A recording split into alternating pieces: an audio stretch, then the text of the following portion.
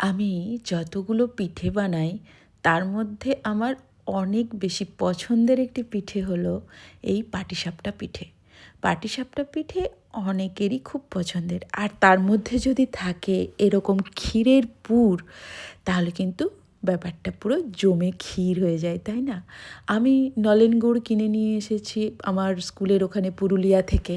তো এই নলেন গুড়ের পাটিসাপটা, আহা, সে তো এক আলাদাই টেস্ট।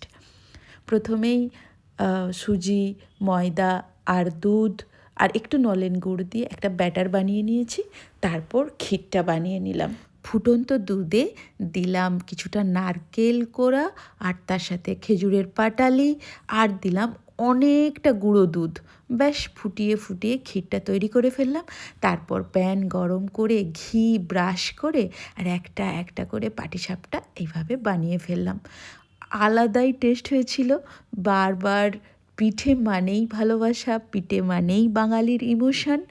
এতটা সুন্দর হয়েছিল খেতে যে মনে হলো আহা, নিজের পিঠটা নিজেই চাপড়ে দিই। দারুণ হয়েছিল।